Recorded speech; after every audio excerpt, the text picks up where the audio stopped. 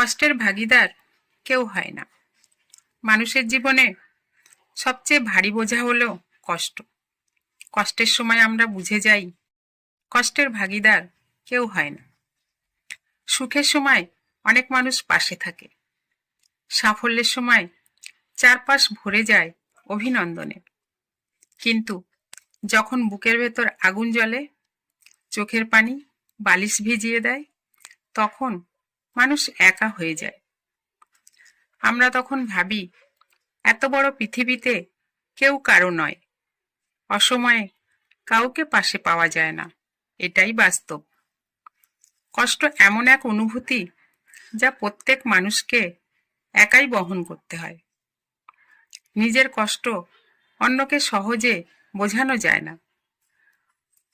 কষ্টের ভাগীদার কেউ হয় না, কিন্তু যদি কেউ কারো কষ্টের ভাগীদার হতে পারে, তাহলে তার জীবন বদলে যায়। কষ্টের ভাগীদার হওয়া মানে শুধু টাকা দিয়ে সাহায্য করা নয়, পাশে দাঁড়িয়ে সান্ত্বনা দেওয়া, সাহস জাগানো।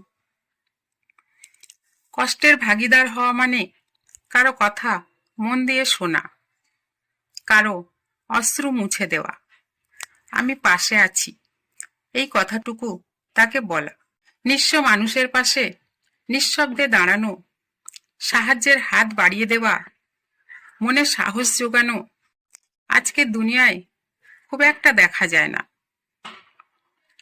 মানুষ যখন কষ্টে পড়ে নিজেকে অসহায় ভাবে, একাকিত্ব অনুভব করে, দিশেহারা হয়ে পড়ে, সঠিক পথের সন্ধান পায় না।